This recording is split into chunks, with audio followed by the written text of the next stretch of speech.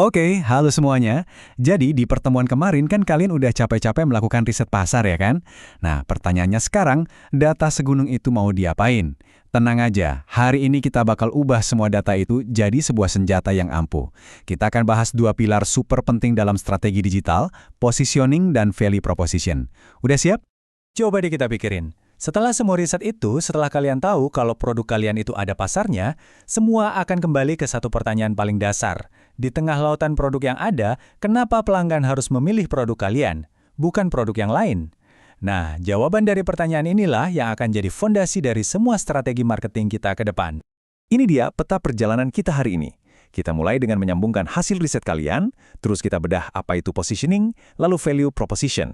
Setelah itu, kita lihat apa bedanya, gimana cara pakainya di dunia digital marketing, dan pastinya, di akhir ada tugas untuk kalian. Simple kan? Yuk, kita langsung mulai aja. Oke, kita masuk ke bagian pertama. Setelah riset, terus ngapain? Anggap aja sesi ini adalah jembatan ya, yang menghubungkan semua kerja keras kalian kemarin dengan strategi tajam yang akan kita bangun hari ini. Kita review sedikit ya. Kalian kan sudah berhasil menemukan peluang, sudah memilih produk, sudah kepoin pasar pakai social listening, bahkan sudah ngecek tren pakai Google Trends. Semua itu membuktikan satu hal, produk kalian itu memang ada yang butuhin. Nah sekarang, saatnya kita sulap data-data mentah itu jadi sebuah strategi yang cerdas. Nah, strategi pertama adalah menentukan posisi di pasar. Ini bukan soal posisi produk di rak supermarket ya, tapi posisi di dalam kepala konsumen. Bayangin aja ini seperti mencari kursi yang paling strategis di bioskop yang udah rame. Kita harus cari tempat yang pas buat produk kita.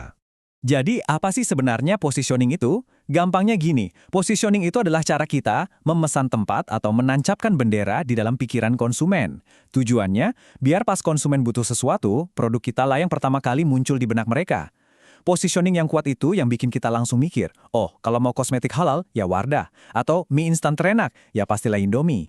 Terus kenapa kita harus repot-repot mikirin ini? Tujuannya simpel kok. Supaya produk kita itu gampang dikenai, gampang diingat, dan yang paling penting kelihatan beda dari kompetitor. Kalau positioningnya udah jelas, strategi marketing kita itu bukan lagi soal teriak paling kencang, tapi soal berbisik ke orang yang tepat dengan pesan yang pas. Yuk kita lihat contoh yang pasti udah nempel banget di kepala kita semua. Kalau saya sebut Indomie, apa yang terlintas? Mie instan seleraku.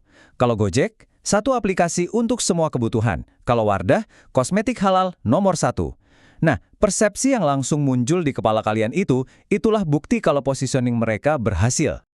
Oke, setelah kita tahu mau menancapkan bendera di mana, sekarang kita perlu mendefinisikan janji kita kepada pelanggan. Apa sih yang akan mereka dapat kalau memilih produk kita?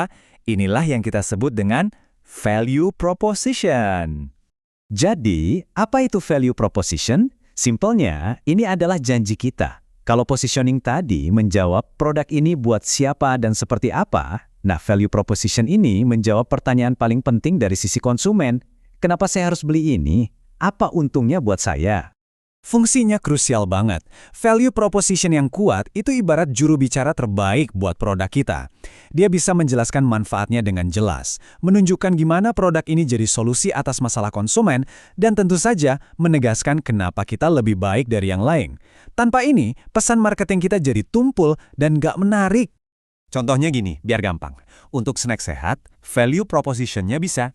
Cemilan enak dan sehat, rendah gula, cocok banget buat gaya hidup aktifmu. Atau untuk skincare remaja, perawatan kulit dengan formula ringan yang aman dan ampuh untuk kulit remajamu. Jelas kan? Fokus ke manfaat dan langsung menyentuh apa yang target pasarnya butuhkan. Nah, sekarang kita masuk ke bagian yang sering banget bikin orang bingung. Mari kita bedah tuntas perbedaan antara positioning dan value proposition, supaya kalian nggak akan pernah ketukar lagi. Ini dia kuncinya. Gini deh, biar gampang bayanginnya. Positioning itu soal alamat produkmu di pasar. Apakah di kompleks produk mewah atau di gang produk terjangkau. Sementara itu, value proposition adalah alasan kenapa orang harus datang ke alamat itu. Jadi, positioning itu tentang persepsi relatif dibandingkan yang lain, sedangkan value proposition itu tentang janji nilai yang kita berikan. Biar makin mantap, kita lihat studi kasus kopi literan untuk mahasiswa. Target pasarnya? Ya, mahasiswa. Positioningnya apa? Kopi literan yang harganya paling ramah di kantong mahasiswa. Jelas kan alamatnya di pasar? Terus value proposition-nya? Kopi dengan rasa premium, porsinya besar buat nemenin nugas, tapi harganya nggak bikin nangis di akhir bulan. Keduanya ini saling mendukung, tapi menjelaskan dua hal yang berbeda. Oke, sekarang pertanyaan paling penting. Terus Pak, hubungannya apa sama bikin konten Instagram atau pasang iklan di TikTok? Nah, ini dia. Mari kita lihat gimana dua pilar strategi ini jadi nyawa dari semua aktivitas digital marketing kita. Untuk menentukan positioning, langkahnya logis banget. Pertama, definisikan target pasarmu secara spesifik. Kedua, pahami apa masalah dan kebutuhan terdalam mereka. Ketiga, intip kompetitor buat lihat lahan mana yang masih kosong. Terakhir, temukan apa keunggulan unik produkmu.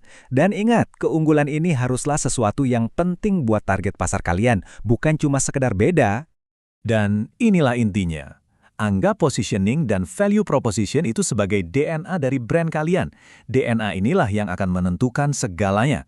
Mau kayak gimana konten media sosial kalian, bagaimana gaya bahasa brand kalian, apa isi pesan promosi kalian, dan kepada siapa iklan kalian akan ditargetkan.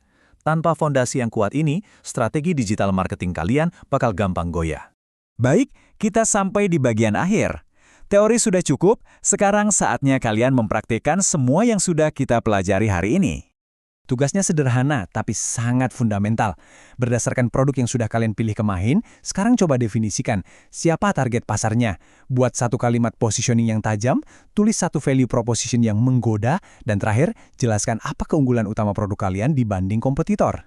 Jadi, sebagai penutup, ingatlah dua pilar ini. Positioning adalah tentang di mana kalian berada di peta persaingan, sedangkan value proposition adalah alasan kenapa pelanggan harus datang ke tempat kalian. Tugas kalian sekarang adalah membangun fondasi yang tidak hanya kokoh tapi juga tak tertandingi. Pertanyaannya, bagaimana kalian akan membangun sebuah merek yang mustahil untuk diabaikan? Selamat mencoba.